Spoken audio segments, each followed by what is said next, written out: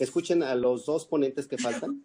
Los conozco a los dos, son amigos míos y de verdad disfrútenlos. En particular, el doctor Altamirano es un especialista en materia de amparo y tienen que escuchar al verdadero genio, y yo así se lo digo siempre, es un verdadero genio del juicio de amparo, es mi querido amigo y hermano Pepe Díaz de León. Escúchenlos, los dos ponentes que vienen en este momento van a cerrar con broche de oro. Bienvenido, doctor Arturo Altamirano González, con el tema titulado La teoría general del proceso aplicable al amparo y sus formalidades esenciales en el procedimiento de amparo. Buenas noches, bienvenido. Bienvenido. Buenas noches a todos. No sé si me escuchan. Sí, muy bien. Muy bien. Vamos a pedir de favor que quien tenga el control de compartir pantalla nos lo permita. Preparé como 300 diapositivas. No, 13 diapositivas. Y a partir de ahí son ideas clave y a partir de ahí vamos a discernir toda la plática de estas dos figuras jurídicas de lo que son las formalidades esenciales del procedimiento, pero en el amparo, no en fuero común, no en las materias derecho público, derecho privado, derecho social. Es un tema que puede causar polémica, que muchos pueden decir que no aplica y que Arturo posiblemente esté errado. Pero quisiera decirles que debemos, con todo respeto, partir de nuevos paradigmas, aperturar más el camino y tratar de ir fundamentando el por qué se vierten estas figuras. La otra figura de la que vamos a hablar son las figuras de la teoría general del proceso, denominados por varios juristas. Voy ahorita a referir sus nombres para darle su crédito. La columna vertebral de la teoría general del proceso aplicable al amparo. Entonces, son dos figuras que son, digámoslo así, con mucho respeto también, un parteaguas en dos sistemas totalmente distintos. Un sistema que es derecho público, derecho privado y derecho social, y otro sistema que es amparo. Entonces, de eso va a tratar la conversación. Quisiera que pusieran mucha atención en el contenido de las diapositivas para que se den cuenta ustedes las ideas de quién siguen permeando, de quién siguen imperando al día de hoy. Arturo, cuando decidió estudiar la carrera de Derecho, me fijé en ciertos juristas, me motivaron mucho esos juristas, entre ellos, lo digo con respeto, el doctor Ignacio Borgorihuela. Lo traté muy pocas veces, pero las pocas veces que lo traté, me cautivó un caballero jurídico por su forma de ser, por su forma de pensar, de escribir y de actuar. Una persona íntegra. Asimismo, cuando salí de la carrera, conocí otras personalidades que también me cautivaron y que me ayudaron a seguir adelante con la carrera. Algunas nacionales y algunas internacionales. Esto lo digo porque el sistema... Blanca Estela Gutiérrez López, apareció, ¿no? Esto lo digo porque el sistema de amparo se conforma por muchos juristas. Todos han hecho aportaciones. Desde don Manuel Crescencio García Rejón y Alcalá, creador del amparo, don Mariano Otero Mestas, federaliza el amparo, don Ignacio Luis Vallarto Gazón, pero también don Emilio Rabasa Estebanel. No por algo tienen su momento en la sede principal del edificio de la Suprema Corte de Justicia de la Nación.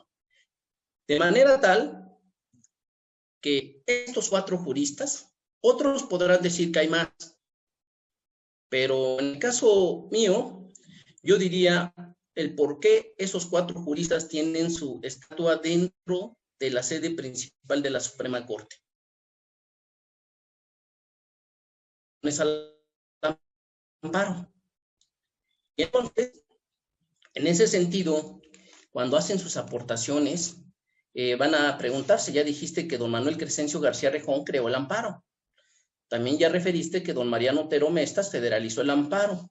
Muy bien. ¿Y qué hizo don Ignacio Luis Vallarta Ogazón? Bueno, pues don Ignacio Luis Vallarta Ogazón, nada más y nada menos que creó los principios que rigen el amparo. Nada más y nada menos que también creó los requisitos para formar jurisprudencia, que es el tema que va a hablar en unos minutos el doctor José Díaz de León Cruz. Esa jurisprudencia que es por reiteración, que es por contradicción de tesis y que es por sustitución. Entonces, eso lo hizo don Ignacio Luis Vallarta Ogazón en sus tiempos. Se le consideró como los tiempos de oro de la Suprema Corte. Don Mariano Otero también aportó un principio que rige el amparo, el principio de la fórmula Otero o relatividad de las sentencias de amparo. Y don Emilio Rabasa Estebanel creó la división, es decir, los procedimientos o vías que refiere el artículo 2 en correlación, digamos, con el título segundo de la ley de amparo, procedimientos del amparo, indirecto y directo. Don Ignacio Luis Vallarta Ogazón, en uno de sus conceptos de amparo, otras ideas genéricas, consideró al amparo como un proceso. La ley, hubo varias leyes, nosotros pensamos que nada más la de 10 de enero de 1936, la del 2 de abril, que entra en vigor el día siguiente, 3 de abril del 2013. Pensamos que algunos piensan que solo son esas dos leyes orgánicas, leyes reglamentarias del amparo. No, no es así. Hubo otras leyes reglamentarias. Y entonces estamos hablando desde 1869, 1879. En 1882, la ley reglamentaria del amparo consideró al amparo como un proceso. Entonces, lo que estoy haciendo ahorita, Arturo, es iniciar refiriendo estas 4 personalidades. Y ahora vamos, si ustedes me lo permiten, a entrar en materia, sin antes referirles 2 momentos por los que me tocó convivir con el doctor Ignacio Burgor-Higuela. Uno, cuando había una organización estudiantil en mi Facultad de Derecho y Ciencias Sociales, no me va a dejar mentir Angélica Migón Torres, que por acá ya la vi, saludos. Había un representante de todos los estudiantes que era de Izúcar de Matamoros. Entonces, se tenía que hacer la semana jurídica de conferencias y se invitó al doctor Ignacio Burgor-Higuela. Esa fue mi primera ocasión que conocí al doctor. La segunda ocasión fue ya después en la Universidad Nacional Autónoma de México, y una tercera ya no fue directo por él, sino estaba yo estudiando la maestría de Procuración de Justicia Federal en el Instituto Nacional de Ciencias Penales. Aprovecho para respetuosamente enviar un saludo a mis compañeros del Instituto Nacional de Ciencias Penales y a mis amigos. Y entonces había un maestro que yo no lo he visto últimamente, pero considero que todavía ha de vivir, Héctor García Vázquez. Y resulta ser que don Héctor, en su clase de juicios orales, Arturo le tocó un trabajo de investigación. Y con esta foto quiero empezar, ahorita que vamos a ponerle compartir pantalla. Arturo, al hacer la presentación del trabajo de investigación, estaba citando algunas figuras de amparo. Y por ende, uno de esos conceptos era del doctor Ignacio Burgor-Higuela. Y al poner la foto en las diapositivas, el doctor, me imagino que ya la están viendo, ojalá y la estén viendo. Rosalba, ¿sí la están viendo? Qué bueno. Saludos, Rosalba. Respetuosamente, refiriéndome de usted, para que no diga este señor, este abogado, manda tuteando. Bueno, entonces plasmo la foto en mi exposición y el doctor Héctor, terminando su clase, me dijo, quiero platicar con usted. Y entonces me dijo, ¿por qué puso a Burgoa? Su gran amigo de él, yo creo que es a Burgoa. Entonces, ¿por qué puso a Burgoa en la exposición? Digo, bueno, es que cité algunos conceptos de él y es por ello, como gratitud. Dice, muy bien, ¿quiere escuchar alguna anécdota? Es mi súper amigo. Dice, lo fue en su tiempo. En alguna ocasión los invitaron al Congreso Local de Guerrero y le dijo, Héctor, acompáñame. Dice, iba yo como Don Quijote y Sancho Panza acompañando al doctor Ignacio Orihuela. Y nada menos que los invitó el titular del Ejecutivo y otros diputados locales para que fueran a hablar al Congreso local sobre un tema de gran relevancia que tenía que ver con derecho constitucional, por ende con la Constitución Política de los Estados Unidos Mexicanos. Y dice, íbamos muy contentos, porque era un tema sorpresa relacionado con constitucional. Fueron por nosotros al aeropuerto, dice, a pesar de que el lugar no era tan lejos, pero de la Ciudad de México, pero fueron al aeropuerto, fueron con una limusina, fueron con guardaespaldas, nos llevaron a un hotel 5 estrellas, desayunamos muy bien, llegamos al Congreso local, ya se tenía que hablar y me dijo, pues tú, Héctor, no vas a hablar, pero tú me acompañas. Eres un amigo de mucha confianza y quiero que estés a mi lado. Y sí. Y entraron y pues se acercaron las personas que lo invitaron y le dijeron, las reglas son estas, maestro. Usted va a tener que hablar de esto y de esto y de esto, porque el cachorro de la revolución, el pariente del cachorro de la revolución, va a tomar un cargo en el Estado y queremos reformar la Constitución Política de los Estados Unidos Mexicanos.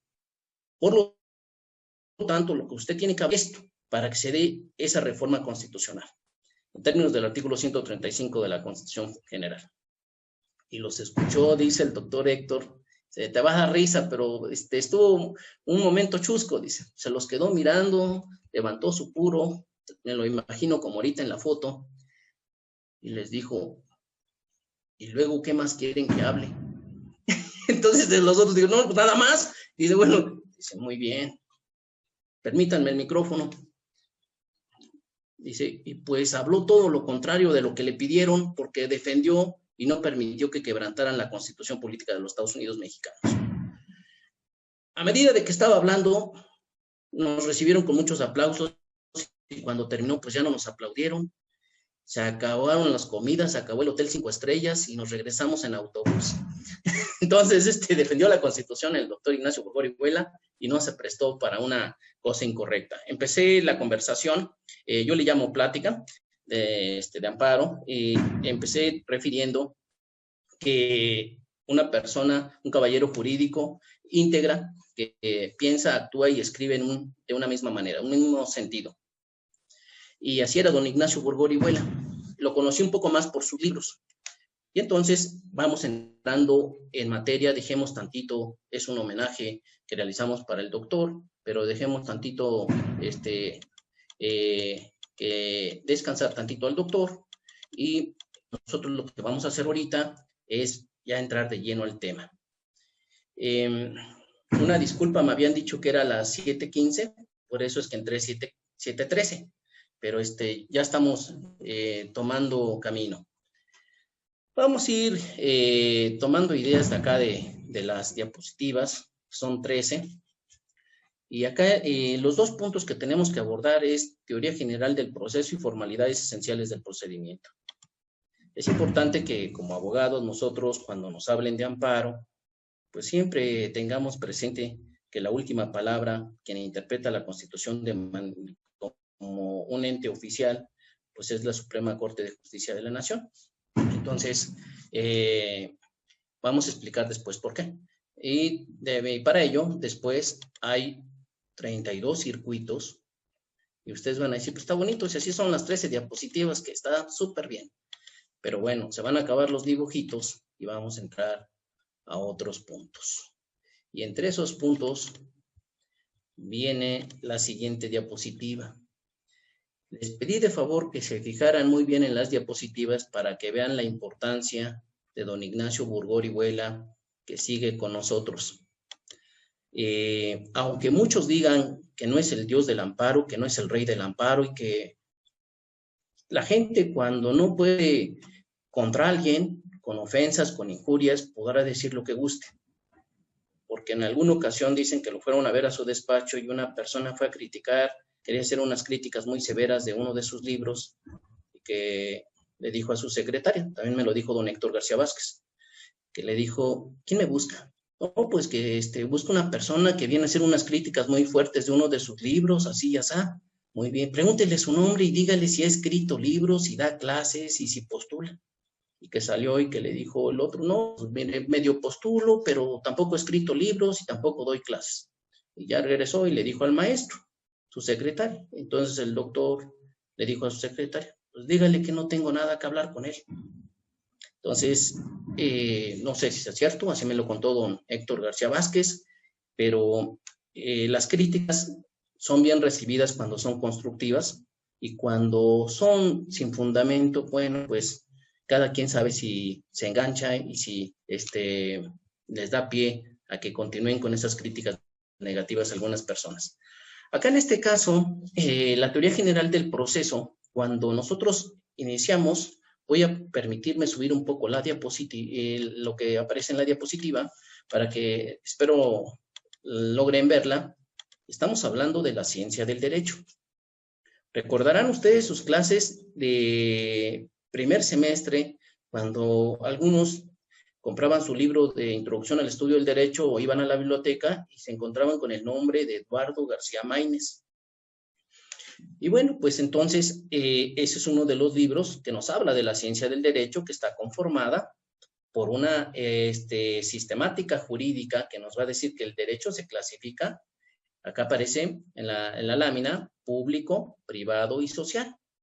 Y la otra rama de la ciencia jurídica es la técnica jurídica, y que se va a encargar de ese estudio, de ese análisis del proceso de creación de la ley, pero también de la interpretación de la ley, en otras palabras, de la hermenéutica jurídica. Entonces ustedes dirán, ¿qué materia tan hermosa nos dieron en primer semestre de la licenciatura? Muchos, porque la hermenéutica jurídica nos va a permitir desentrañar ese sentido verdadero, científico, eficaz y eficiente para resolver un caso concreto. Entonces, cuando nosotros nos encontramos, voy a comenzar a referir también en un momento determinado práctica. Dijera Séneca, largo es el camino para aprender a través de las teorías y corto a través de la práctica. Entonces, la conversación también va a tener algunos casos prácticos. Va a tener ley, va a tener jurisprudencia, va a tener algunos acuerdos del Consejo de la Judicatura Federal, algunos acuerdos de la Suprema Corte de Justicia de la Nación. Entonces, después de haber anunciado esa situación, vamos a ver otros procesalistas que son muy importante tenerlos en cuenta. Están pasando muchas cosas en el mundo, estamos viviendo tiempos difíciles. Algunos están partiendo, al igual que lo hizo el doctor Ignacio Burgor y Huela. Partió en vida, en espíritu, entre comillas, pero está con nosotros. Así como también don Michel Tarufo, que el día de ayer falleció, pero está con nosotros. Estoy citando personalidades porque ellas tienen que ver con el tema que vamos a tratar. En su momento también hubo otros procesalistas y que tienen que ver con este tema. Por eso, abajo de todo lo que voy citando, voy refiriendo fuente, para que veamos el sustento, ¿no? La teoría general del proceso que aplica para todas las ramas del derecho, derecho civil, derecho familiar, derecho sucesorio, derecho mercantil, derecho administrativo, derecho fiscal, derecho laboral, derecho agrario, todas las ramas del derecho, si ustedes se dan cuenta, inician con una acción, pero también después de la acción, una jurisdicción, una competencia, una pretensión, una excepción, una litis, un proceso, procedimientos, sentencia, recursos y ejecución. Entonces, esto es lo que pasa en todas estas materias de derecho público, privado y social. Ese es un sistema. ¿Cómo armonizar? ¿Cómo hacer compatible estos sistemas con este sistema que es el amparo? El amparo ¿De dónde emerge? Del derecho público está el derecho constitucional. De la Constitución, del artículo 103 y 107 constitucional, emana la ley reglamentaria de amparo. Entonces, la pregunta es, ¿también nosotros tenemos una acción de amparo? Y decimos, claro que sí. Y entonces vamos viendo su aplicabilidad.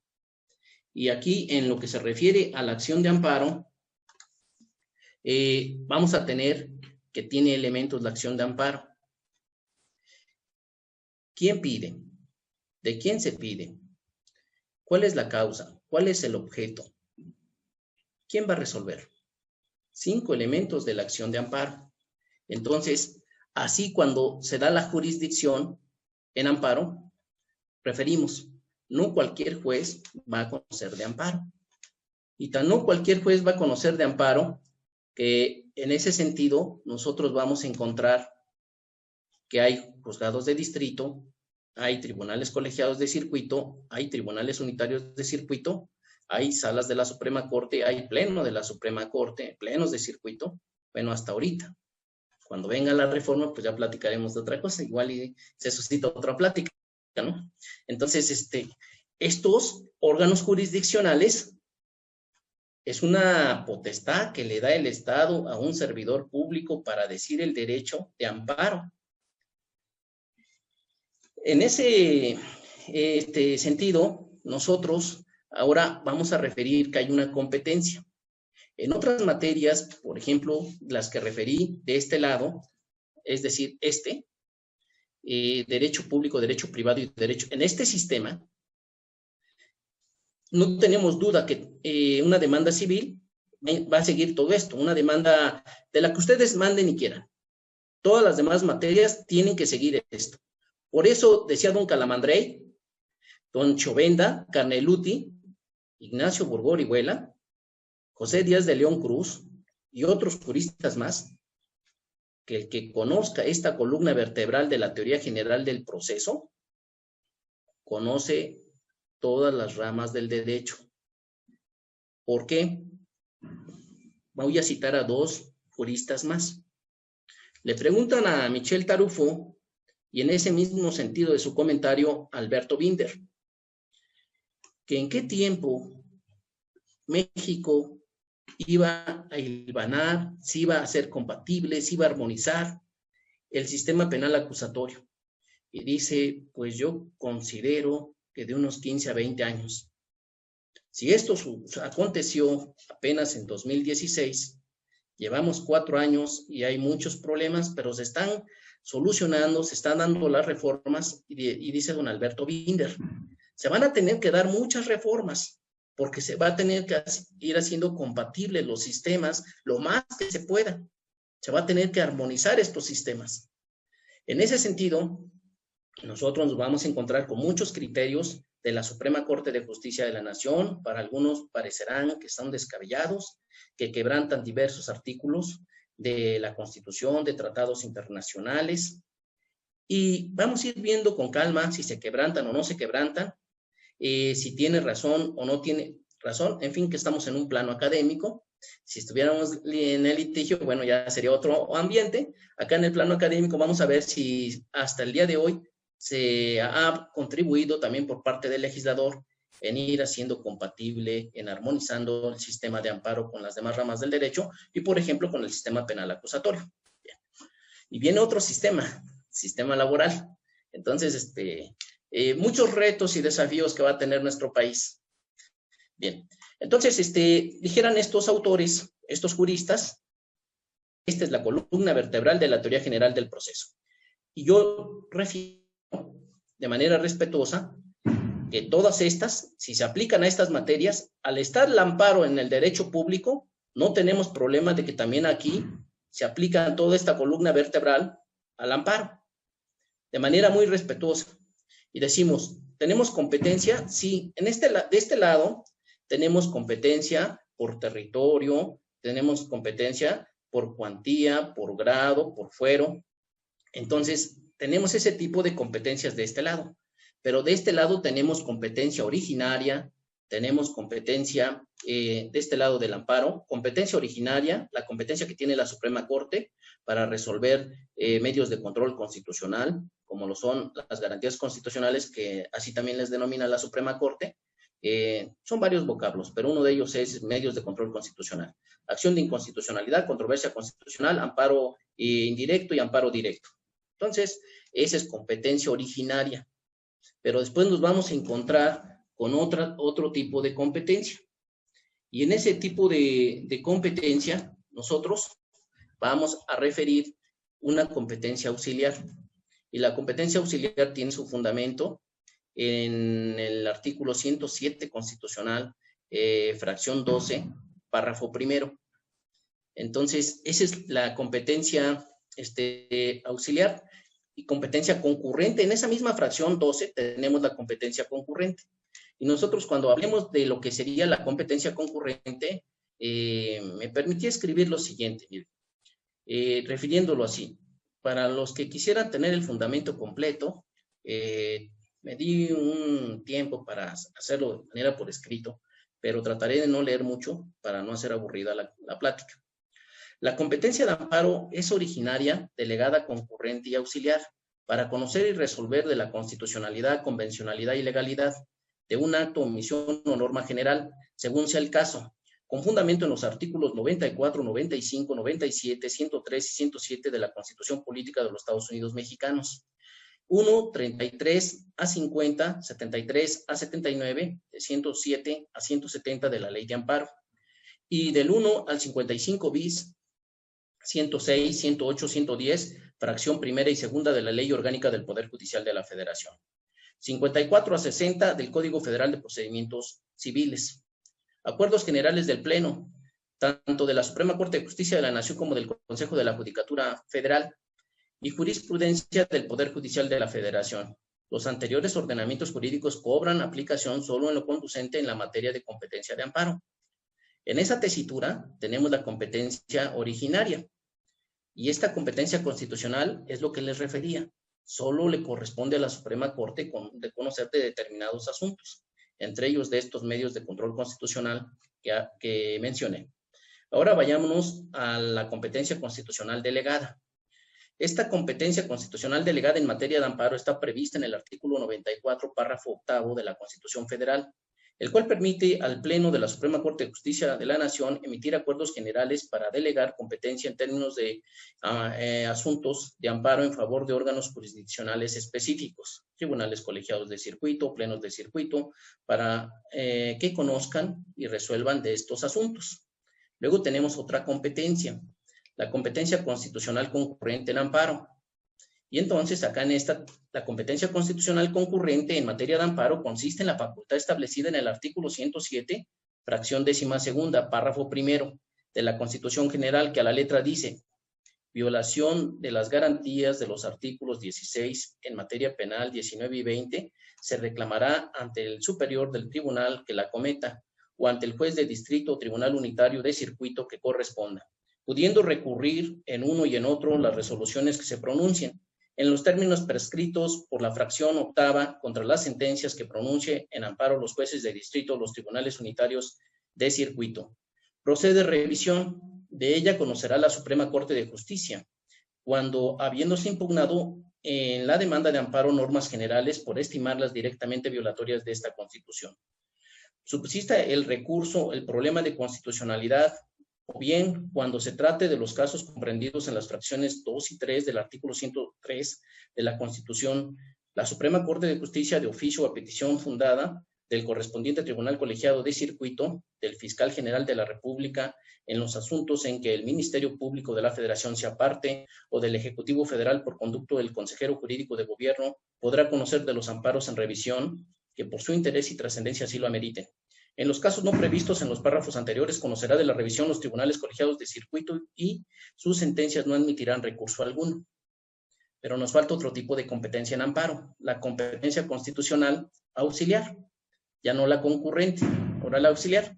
Y dice, en materia de amparo, consiste en la facultad establecida en el artículo 103, fracción 12ª o 12, y aduce. Si el juez de distrito o el tribunal unitario de circuito no residiera en el mismo lugar en que reside la autoridad responsable, la ley determinará el juez o tribunal ante el que se ha de presentar el escrito de amparo, de demanda de amparo, el que podrá suspender provisionalmente el acto reclamado. En los casos y términos en que la misma ley establezca, la ley de amparo nos va a referir que esta autoridad de fuero común, tribunal superior, tribunal de primera instancia, van a conocer de amparo, solo lo que van a hacer es recibir, no admitir, recibir la demanda, pronunciarse sobre la suspensión del acto reclamado y van a notificar a las partes y van a enviar rápido a la autoridad próxima más cercana de amparo todos los autos para que se pronuncie y realice lo conducente en cuanto a su sustanciación de todo el amparo.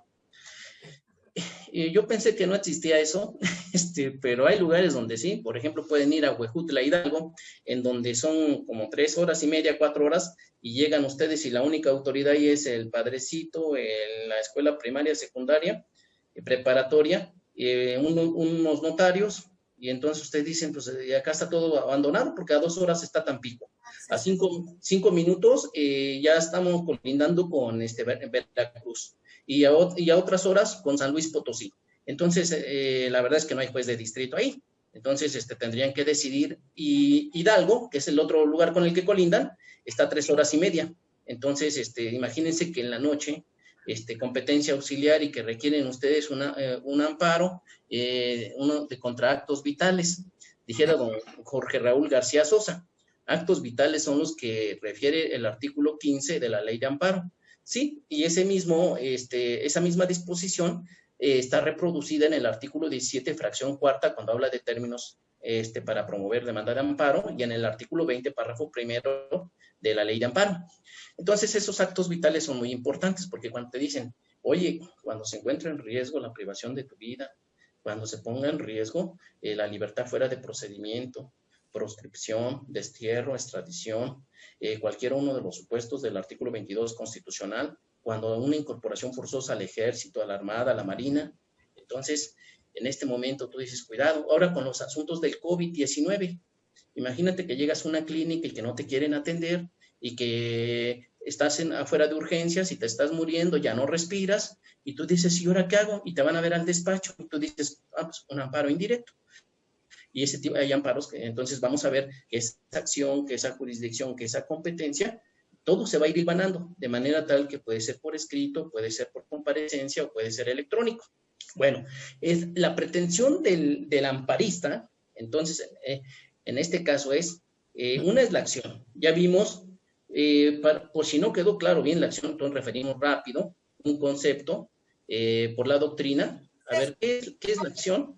Y entonces nos va a decir acá el manual del justiciable de la Suprema Corte de Justicia de la Nación, es un derecho subjetivo, público. Es un derecho porque tiene como correlativa la obligación del órgano estatal al cual se dirige de resolver afirmativo o negativamente. Es un derecho subjetivo porque constituye una facultad conferida al gobernado por el derecho objetivo para reclamar la prestación del servicio jurisdiccional. Y es un derecho subjetivo público porque significa una facultad del gobernado frente al Estado como entidad de derecho público y porque el contenido del objeto que se persigue es la obtención del servicio jurisdiccional, es de carácter público. Y uno dice, bueno, y en otras palabras, la acción sería sujeto activo, sujeto pasivo, causas, objeto y autoridad que conoce del juicio. ¿Y me lo puedes decir en otras palabras? Sí. ¿Quién pide el amparo? El quejoso. ¿De quién se pide el amparo? Hay una orden de aprehensión. Pues hay un juez de control que dictó esa orden de aprehensión. ¿Con qué derecho se pide? Fíjate que hay un artículo 103, 107 constitucional del que emana la ley reglamentaria. Bien. ¿Y qué se pide? Pues fíjate que se me está quebrando. Hay actos privativos y actos de molestia, y aquí aplica el artículo 14 constitucional, por decir algunos derechos humanos, fundamentales o garantías. Y entonces decimos, preciso, son 3 figuras distintas. Derechos fundamentales, derechos humanos y garantías. Hoy no es el tema de discernir eso en algún momento, pero la Constitución solo dice derechos humanos y garantías.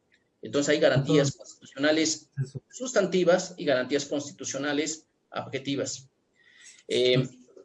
En ese sentido, ya tenemos un panorama más amplio. Sí, efectivamente, nos quedó claro quién lo pide, el quejoso, de quién se pide, de esa autoridad que emitió ese acto reclamado, con qué derecho se pide, artículo 103, 107 constitucional, qué se pide. Bueno, mira, lo que te estoy pidiendo es que me violaste mis derechos fundamentales y también mis garantías. Y entonces, mira, están en estos artículos. ¿De quién se pide? Entra la jurisdicción. Bueno, entonces, después de que ya tenemos la jurisdicción, y si alguien me dijera, oye, ¿y dijiste los fundamentos de la jurisdicción? Sí, y los reitero. 94, 95, 103, 107 de la Constitución Política de los Estados Unidos Mexicanos, y también referí de la Ley de Amparo, el 73 al 79, 107, 170 de la Ley de Amparo, 1 al 55, 106, 108, 110, fracción primera y segunda de la Ley Orgánica del Poder Judicial de la Federación, 54 a 60 del Código Federal de Procedimientos Civiles, también en acuerdos generales del Pleno, tanto de la Suprema Corte de Justicia de la Nación como del Consejo de la Judicatura Federal. ¿Me podrías decir algunos? Claro. El 3/2013 te va a decir cómo se dividen los circuitos, cuál va a ser su competencia, tribunales colegiados, tribunales unitarios de circuito, juzgados de distrito. ¿Me podrías decir cuál es la competencia de la Suprema Corte? 5/2013. Del Acuerdo General del Pleno de la Suprema Corte de Justicia de la Nación. Muy bien. Oye, ¿me podrías decir cuál es el fundamento para cuando yo promueva directos en revisión? Sí, hay un acuerdo también emitido por el General del Pleno de la Suprema Corte de Justicia de la Nación que te va a determinar qué requisitos debe reunir un amparo directo en revisión. Oye, pero que la regla general era que no son impugnables las sentencias de tribunales colegiados de circuito. Es correcto. Nada más que hay una excepción y está en el artículo 107, fracción novena de la Constitución Federal. Bien, sigamos. Entonces ya tenemos la jurisdicción, ya tenemos la competencia, y entonces, ¿a dónde queremos llegar? Vamos a referir cuál es la pretensión del quejoso. Y el quejoso es que se determine inconstitucional, inconvencional o ilegal ese acto, omisión o norma general. Y después de la pretensión, tenemos una excepción. Claro, en este lado, de acá de la lámina, esa excepción es cuando contesta la demanda o pone sus excepciones y defensas en la demanda civil. Por ejemplo, en un juicio civil de otorgamiento de contrato, otorgamiento de escrituras, tiene que contestar la demanda o pone sus excepciones y defensas. En un asunto laboral también se oponen sus excepciones y defensas. Entonces, y así sucesivamente en cada una de las ramas del derecho. Acá en el amparo, yo considero que la excepción son los informes justificados provisionales que rinde la autoridad responsable y sus constancias certificadas con las que sustenta esos informes justificados y provisionales. Y la litis, cuando ya está la demanda de amparo, cuando ya están emplazadas las partes, cuando ya contestaron los informes justificados o provisionales en estos dos procedimientos, procedimiento de suspensión, cuando se sigue por cuerda separada, procedimiento principal, se entabla la litis. Y es cuando se van a celebrar las audiencias. En procedimiento, como es una medida cautelar la suspensión, hay una audiencia incidental. Y en el amparo indirecto hay una audiencia constitucional. Ya está trabada, ya está la litis. Entonces, ahí aplica la columna vertebral de la teoría general del proceso y hasta ahí vamos ahorita, hasta la litis. Y luego, ¿qué pasa con el proceso? Pues resulta ser que en el proceso tenemos que don Ignacio Luis Vallarta Huguezón denominó al amparo como en su primer concepto de amparo como proceso. La ley reglamentaria de amparo de 1882 consideró el amparo como un proceso. Luego entonces, de acuerdo a la teoría general del proceso, el proceso tiene tres aristas. Una arista que es postulatoria, probatoria, decisoria.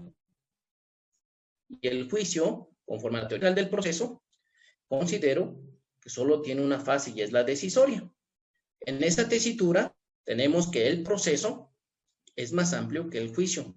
Mi punto de vista, por eso también puse la fuente. Aquí tenemos, vamos a mover aquí las fotos y ponemos acá a don Calamandrei, Chovenda, Carnelute, Ignacio Urguela. Van a decir, ¿Urgua dijo eso? O el doctor Ignacio Urguela dijo eso. Mire, cuando él hizo su libro de garantías individuales, cuando hizo su diccionario de derecho constitucional, hay varios conceptos y todos estos los refirió el maestro. Describió que era una acción, que era una jurisdicción, una competencia, pretensión, excepción, litis. Por eso es que me atrevo a decir respetuosamente que el maestro sí definió estas figuras que son aplicables al amparo, digo de manera muy respetuosa. Si cometo una equivocación, ofrezco una disculpa. Bien, entonces acá el proceso de amparo. En ese sentido, cuando yo empecé a estudiar amparo, pues debo también ser honesto. Me llené en mi librero de obras jurídicas de diversos autores de amparo. Don Genaro Góngora Pimentel, don Juventino B. Castro y Castro, don Ignacio Burgó Orihuela, Carlos Arellano, también el maestro del doctor Ignacio Burgó Orihuela. Hay unas obras que fueron ya impresas por la Suprema Corte, y entonces don Vicente Peniche López.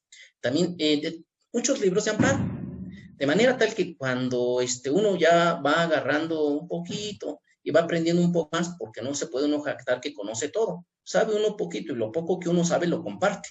Entonces ya uno va creando sus propios conceptos, sus propias figuras en el amparo, sin necesidad de que sean refritos, sino que tenga algo nuestro y que lo vayamos sustentando también. Entonces, al día de hoy, pues ya he creado cada uno de mis conceptos de todas las figuras que rigen el amparo.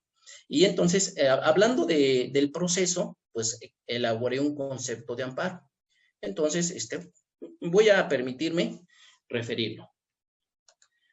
Para Arturo Altamirano González, ¿qué es el amparo? Y entonces acá tenemos que Arturo consideró que el amparo es lo siguiente. Y voy a decir al final con qué lo sustenté.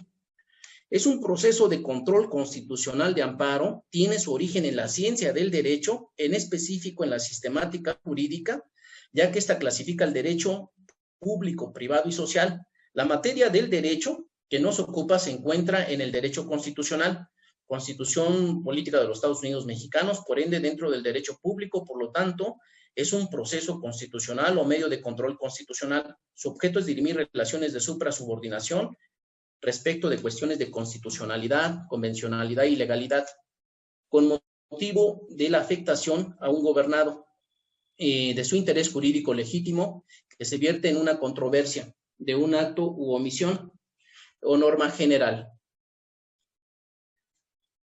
que transgrede derechos humanos fundamentales y garantías, emitido por una autoridad responsable o bien por un particular cuyo actuar ¿sí me están escuchando? Una llamada de la maestra Bugambilia. Doctor querido Arturo Altamirano González, ¿podrá admitir a los ponentes y al público congresista si nos hace el gran favor? Caray, o sea que no están admitidos. Usted tiene el dominio. A ver, dígame usted cómo los admito, maestra, para que lo pueda hacer, de favor. Gracias. Sí, mire, se va donde dice participantes, le da un clic sobre los dos muñequitos que están ahí y luego les da, dice HAL. Ahí puede admitir a todos juntos o lo puede hacer uno por uno.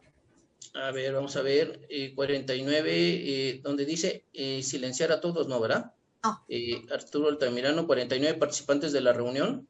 Ajá, hay varios. Hay varios. Nada más es admitir. ¿Admitir todo? Admitir a todos, sí, a todos. Se ve ya, que... a ver si ya. A ver, en todo nuestro público ya están ingresando. Déjenme confirmarlo, permítanme un segundo. Ya le di, Gracias. Mil disculpas por la distracción. No, por favor. ¿Puedo seguir, verdad? Adelante, por favor.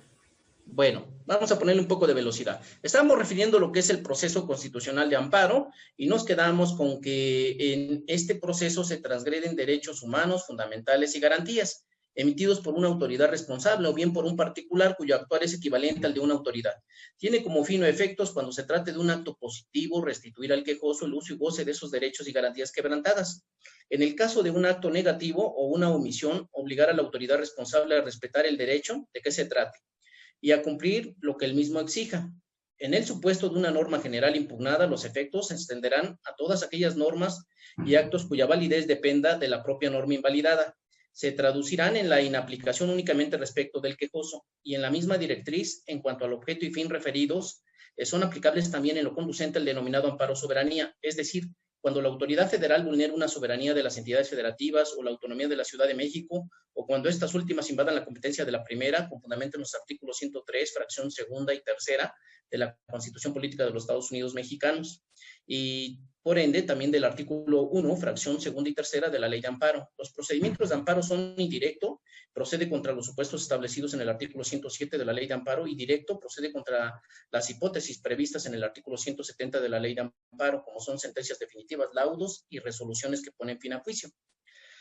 Bien, ambos procedimientos o vías se regulan por principios fundamentales: instancia de parte agraviada, agravio personal y directo, y definitividad, prosecución judicial, estricto derecho, es la generalidad, su excepción es la suplencia de la deficiencia de la queja. En las referidas vías, dependiendo del caso concreto, puede proceder la suspensión del acto reclamado.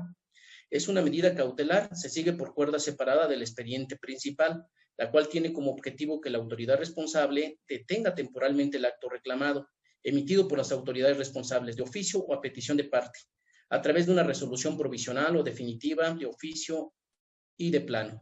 Su finalidad es que se conserve la materia del amparo para evitar que queden irreparables, consumadas las transgresiones de derechos y garantías, y de ser jurídica y materialmente posible, restablecerá provisionalmente al quejoso en el goce del derecho violado, mientras se dicta la sentencia ejecutoria en el amparo.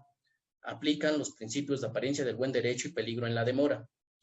Surte sus efectos a partir del momento que se decrete dichos procedimientos de amparo directo e indirecto, así como sus respectivos incidentes y recursos, se rigen por los ordenamientos jurídicos siguientes. Para conocer amparo, el que diga solo conozco amparo con la pura ley de amparo y ley orgánica del Poder Judicial de la Federación, pues no podría ser memorista, pero no podría conocer el amparo porque hay más ordenamientos. Entonces, el amparo, el proceso de amparo se rige por los ordenamientos jurídicos siguientes. Y dice, la Constitución Política de los Estados Unidos Mexicanos, la Ley de Amparo, el Código Federal de Procedimientos Civiles que se aplica supletoriamente a la Ley Orgánica del Poder Judicial de la Federación, acuerdos generales del Pleno del Consejo de la Judicatura Federal, acuerdos generales del Pleno de la Suprema Corte de Justicia de la Nación y jurisprudencia del Poder Judicial de la Federación. Y ahí termina el concepto o idea general del amparo, del proceso de amparo para Arturo. Y entonces, ahora nos vamos a lo que serían los procedimientos. Tenemos el procedimiento de amparo indirecto, procedimiento de amparo directo, que dicho sea de paso, en el proceso constitucional de amparo, si se dan cuenta, dices, pues casi dijiste todo el temario, Arturo. Bueno, pues es una idea general de lo que es el proceso de amparo. Y entonces los procedimientos de amparo indirecto, amparo directo, ante quién se tramitan, por regla general se tramitan ante juzgados de distrito, tribunales unitarios de circuito, y bueno, pues los amparos directos se tramitan ante tribunales colegiados de circuito. Y en casos muy excepcionales pudiera ser que puede lo más, puede lo menos, nuestro máximo tribunal. Son casos muy especiales, excepcionales. Bien, tenemos sentencia. Las sentencias, y también me permití elaborar un concepto de sentencia, y en ese sentido voy a pronunciarlo.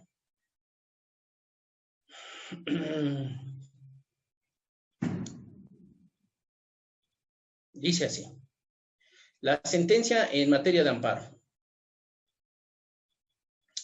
Esta es aquella resolución dictada por un servidor público con jurisdicción y competencia en materia de amparo. Por ministerio de ley contiene requisitos de forma, debe ser por escrito, en un idioma específico, fechas y cantidades con letra, sin abreviaturas, raspaduras, datos de identificación con sello oficial, folio, nombre y firma de quien la emite, persona que debe estar en ejercicio de sus funciones y fondo. Y los de fondo sería exhaustividad, congruencia interna y externa, principio de estricto derecho. Principio de estricto derecho. Voy a concluir y después contesto la llamada. ¿Está bien? Doctor Arturo, está el doctor José Díaz de León y pide admitirnos. Por favor, no, pues aquí, luego. Entonces, me dice usted que me voy 2 veces clic. Me dijo usted, maestra, que mi intervención termina 8:15, ¿estoy bien? Es correcto. ¿Sí? Muy bien. Bueno, sí, doctor Altamirano. admitir todo, le damos, ya admití. ¿Está bien, maestra Libertad? A ver, todavía no incrementa el número de participantes. Yo creo que todavía están fuera. A ver, que ingresen. Ajá. En participantes, aparece ahí admin. Así dice, admin, y los podemos admitir uno en uno, o todos en conjunto en la parte superior. Vamos a hacer una cosa, maestra. Le regreso los controles, sigo hablando a capela, y usted realiza su trabajo logístico. ¿Cómo se lo regreso? Ajá. ¿Doble participante?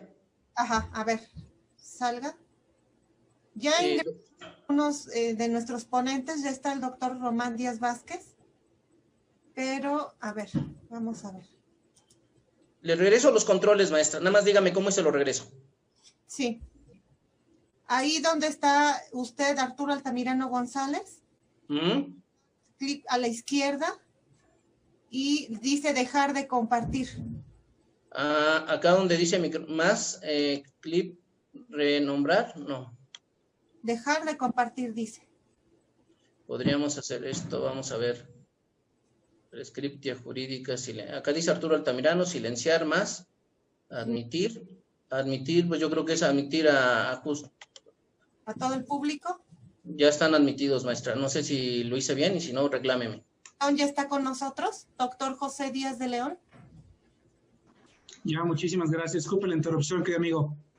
No, al contrario, bueno, entonces sigamos, porque vamos bien, y no, al contrario, por favor. Bueno, entonces estábamos con lo de sentencias, estábamos hablando que la sentencia se compone de elementos de forma, elementos de fondo, y hablamos sobre exhaustividad, congruencia interna, externa, principio de estricto derecho, suplencia de la deficiencia de la queja, principio de relatividad de las sentencias, principio pro acción, principio de mayor beneficio, motivación y fundamentación, y resolver la cuestión efectivamente planteada. La cual generalmente tiene una estructura de un encabezado, resultandos, considerando, resolutivos y pie de sentencia. No obstante, basta con que reúna los requisitos que establece la ley de amparo. Debe decidir una cuestión de constitucionalidad, convencionalidad y legalidad respecto de un acto u omisión o norma general dictada por una autoridad responsable o un particular cuyo actuar sea equivalente al de una autoridad. Tiene como fin o efectos, cuando se trate de un acto positivo, restituir al quejoso en el uso y goce de esos derechos y garantías. Quebrantadas en el caso de un acto negativo o una omisión, obligar a la autoridad responsable a respetar el derecho de que se trate y a cumplir que el mismo exija. En el supuesto de una norma general impugnada, los efectos se extenderán a todas aquellas normas y actos cuya validez dependa de la propia norma invalidada. Se traducirá en la inaplicación únicamente respecto del quejoso. El sentido puede ser en tres vertientes siguientes o solo en una de ellas, dependiendo del asunto en concreto, sobreseimiento, una negación o conceder el amparo. Ese fue un concepto de mi autoría, al igual que los otros que he referido, y los que no son míos, cito en pie de página, respeto derechos autorales para que no vaya a haber problemas. Y tenemos entonces los recursos. En materia de amparo, tenemos recurso de revisión, de queja, de reclamación y de inconformidad. Y bueno, pues en competencia originaria, en términos del artículo 201 y 203 de la Ley de Amparo, le corresponde conocer a la Suprema Corte. Pero por el acuerdo del 17 de septiembre, si no me equivoco, del año 2016, del Pleno del General de la Suprema Corte de Justicia de la Nación, pues delegó esta competencia originaria a los tribunales colegiados de circuito. Y entonces el artículo 203, cuando nos dice que conoce y resuelve recurso de inconformidad a la Suprema Corte, bueno, por ese acuerdo, en términos del artículo 94 de la Constitución General, pues conoce y resuelve los tribunales colegiados de circuito. Y tenemos la ejecución y cumplimiento de las sentencias de amparo. Entonces, si una autoridad responsable no acata una sentencia de amparo, una resolución de suspensión del acto reclamado, bueno, pues entonces van a abrir el libro la ley de amparo, van a buscar el artículo 262 y van a decir, a ver, ¿qué le pasó a esta autoridad?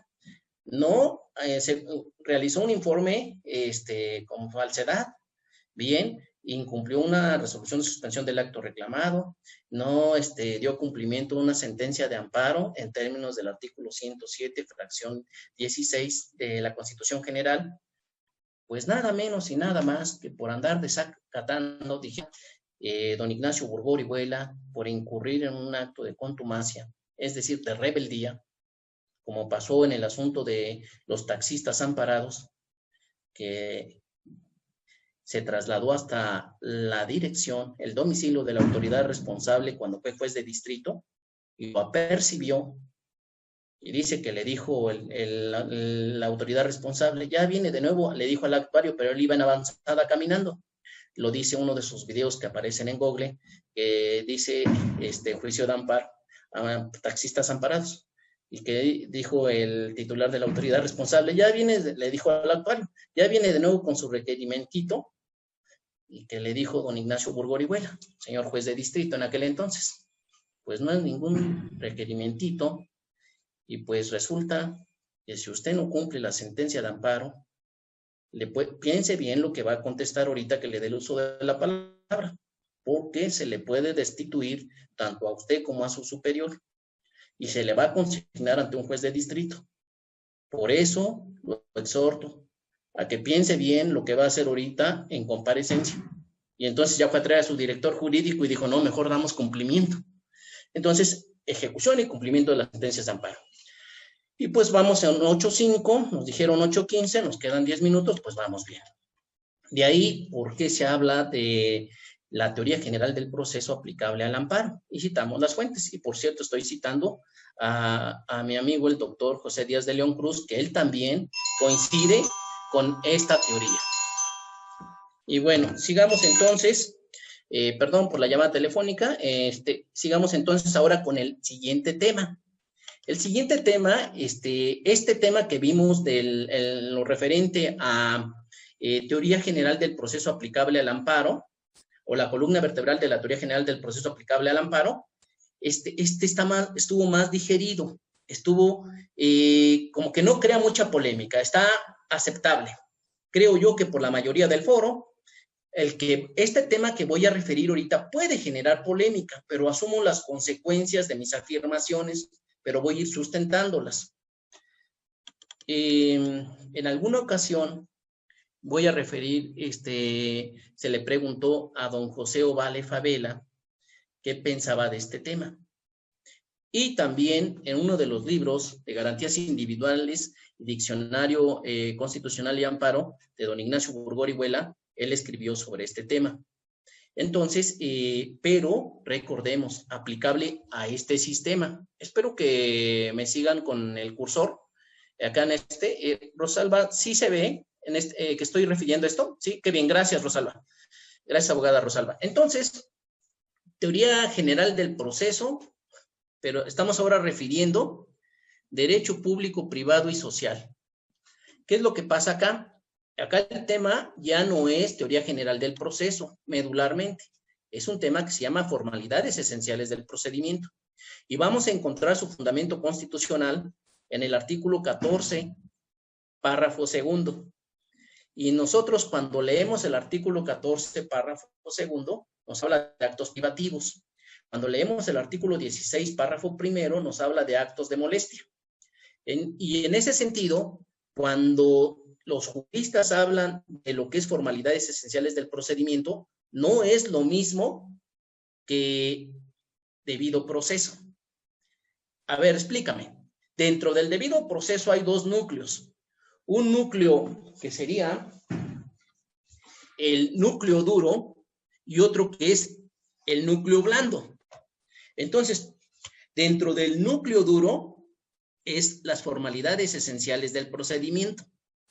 Y entonces nos dice la jurisprudencia de la primera sala de la Suprema Corte de Justicia de la Nación, la 11/2014, que las formalidades esenciales del procedimiento son las que garantizan una adecuada y oportuna defensa previa al acto privativo.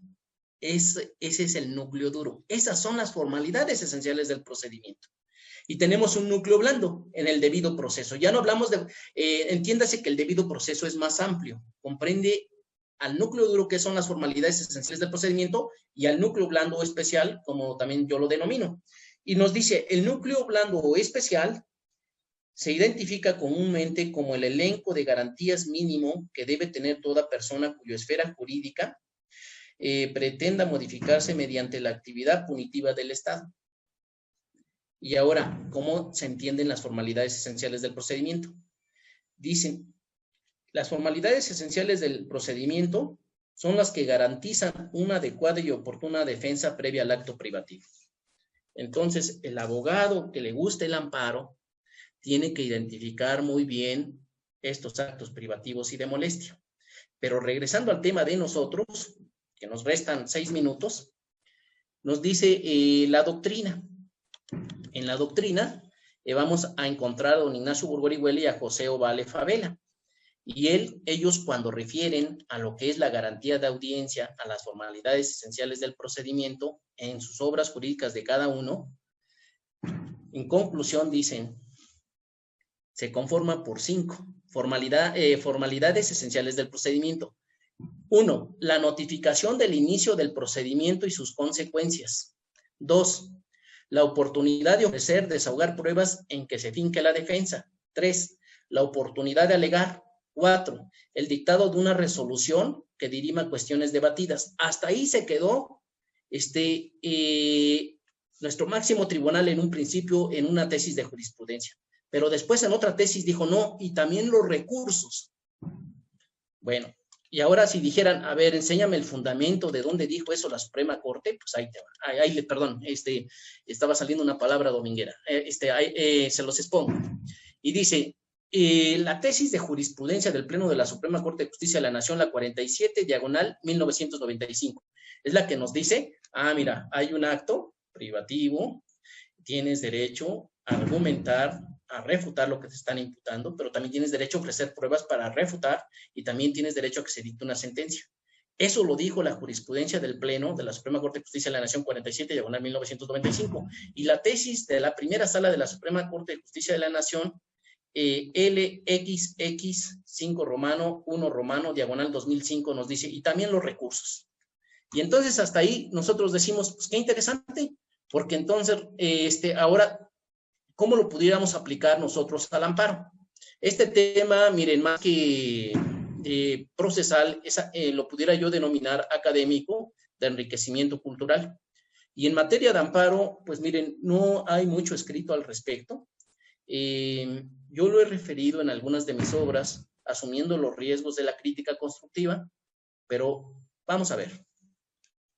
Hay un acto de inicio de procedimiento en el amparo indirecto y directo y sus consecuencias. Sí, tenemos un acto reclamado, pero son diferentes sistemas. En lo conducente es aplicable, pero al ser diferentes sistemas tendríamos que crear nuestras mismas formalidades esenciales del procedimiento. Y ustedes me van a preguntar, ¿y en la ley de amparo se prevé de manera expresa formalidades esenciales del procedimiento? No. En el artículo 93, fracción cuarta, nos habla que cuando se violen las reglas que norman el procedimiento de amparo en recurso o revisión, el tribunal colegiado determinará, pero en recurso o revisión. En recurso de revisión, estamos hablando ya de amparo directo en revisión, pues la Suprema Corte de Justicia de la Nación también se va a pronunciar en términos del artículo 81, fracción segunda de la Ley de Amparo. Segundo elemento, la oportunidad de ofrecer y desahogar pruebas en el amparo, ¿se da ese supuesto? En amparo indirecto sí, pero en amparo directo de manera excepcional, solo cuando se tenga que acreditar alguna causa de improcedencia o de sobreseimiento. Tercer elemento, es decir, el tercero de acá que sería alegar. ¿Se da la oportunidad de alegar en el amparo? Sí, tanto en amparo indirecto en la audiencia constitucional y en términos del artículo 181 de la Ley de Amparo, una vez que se admite la demanda de amparo por el presidente del Tribunal Colegiado de Circuito, se formulan alegatos. Entonces, ahí vamos cubriendo los 3 elementos. El cuarto elemento, dictado una resolución que dirima las cuestiones debatidas. ¿Se dicta sentencia en amparo indirecto y directo? Claro que sí. En términos del artículo 73 al artículo 79 de la Ley de Amparo, se dictan sentencias en amparo y vamos cubriendo ese requisito. Y en materia de amparos, ¿se dan los recursos? Sí, claro que se dan los recursos. Recurso de revisión, recurso de queja, de reclamación y de inconformidad. Tenemos del artículo 80, el recurso de revisión, sus siguientes artículos, recurso de queja, de reclamación y de inconformidad, artículo 201 al 203 de la Ley de Amparo. En esa tesitura, señores abogados, quiero concluir mi intervención ahora solo aduciendo los fundamentos. ¿Dónde los obtuve? En lo que concierne a las formalidades esenciales del procedimiento, garantía de audiencia de lo que se da en derecho público, privado y social de don Ignacio Burgó Orihuela, en su libro Garantías Individuales y Diccionario de Derecho Constitucional y Amparo, en el libro del doctor José Ovale Favela, Garantías en el Proceso Constitucional, y en conferencias que también ha referido o que refirió en su momento, en paz descanse, refería que el día de ayer falleció don Michael Tarufo. Y don Alberto Binder, que todavía está con nosotros, bueno, hasta el día de hoy sé que todavía está vivo, entonces también ha referido que cuando tengamos una problemática y nos cueste trabajo encontrar la solución, que no nos compliquemos la vida, que apliquemos la teoría general del proceso. Y de este lado del amparo, bueno, pues podríamos encontrar a don José Ovale Favela en su libro Garantías en el Proceso Constitucional. También nos refiere que en el amparo aplicarían las formalidades esenciales del procedimiento. Hace alusión al artículo 172, 173 de la Ley de Amparo, pero de manera que pudiéramos aterrizar ideas y referir. Sí aplican tanto la columna vertebral de la teoría general del proceso, para concluir, sí aplican columna vertebral de la teoría general del proceso a todas las materias del derecho, incluyendo el amparo, por los razonamientos y fundamentos que referimos. Y tratando de formalidades esenciales del procedimiento, a pesar de que son distintos sistemas, aplican en lo conducente, pero cada uno en su materia correspondiente, desde un aspecto académico y en algunos puntos en lo jurídico. ¿Cómo hacerle para que se dé una armonía entre el amparo y las demás materias, por ejemplo, sistema penal acusatorio? Poco a poco se van a ir dando reformas, se escuchan muchos ruidos. Artículo 468, se acordarán ustedes del Código Nacional de Procedimientos Penales, y pues ese artículo causó mucho ruido porque dice textualmente lo siguiente, y con esto termino la intervención.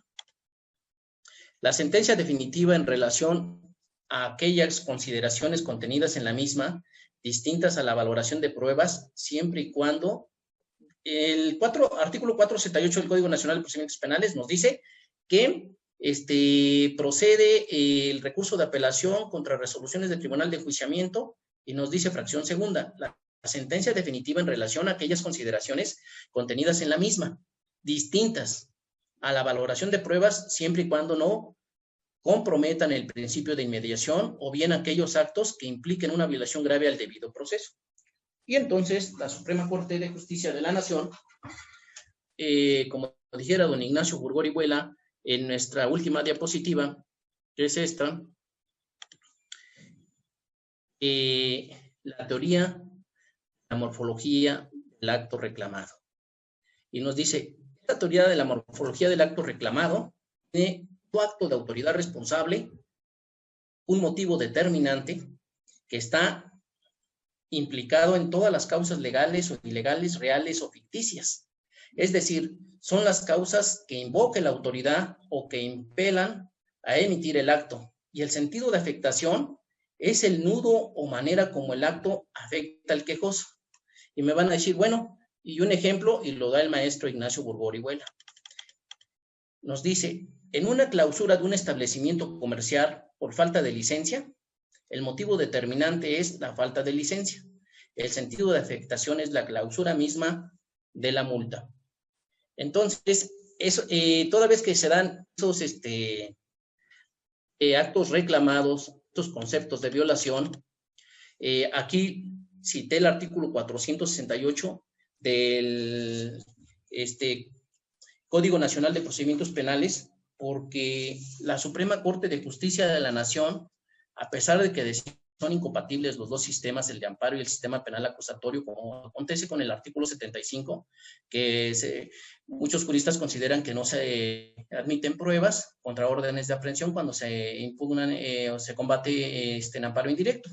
Y entonces lo que la Suprema Corte de Justicia dice, bueno, mira, es que tengo que armonizar y hacer compatible los dos sistemas.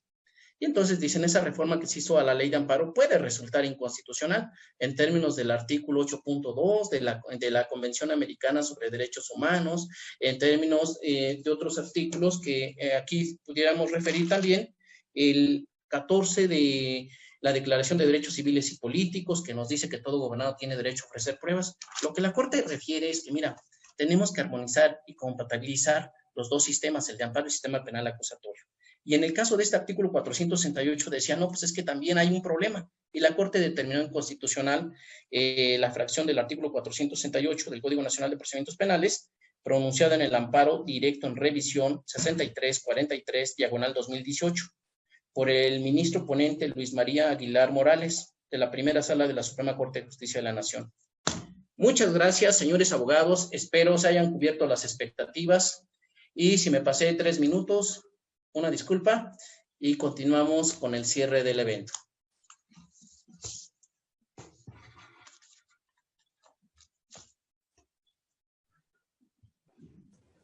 Muchísimas gracias, doctor. Es una verdadera plática de mucho provecho lo que usted nos acaba de dar. Abre muchas ideas, también despeja muchas dudas y desde luego deja muchos frutos. Le agradecemos mucho el que usted haya tenido la bondad de estar colaborando con este importante homenaje póstumo a la doctora Libertad. Doctor Arturo Altamirano González, la Revista Jurídica Nacional Prescriptia y su servidora le otorga el más grande reconocimiento por el tema intitulado que nos proporcionó mediante su ponencia, la teoría general del proceso aplicable al amparo y sus formalidades esenciales en el procedimiento de amparo. Muchísimas gracias, le damos un abrazo virtual y un aplauso a todos los aquí presentes.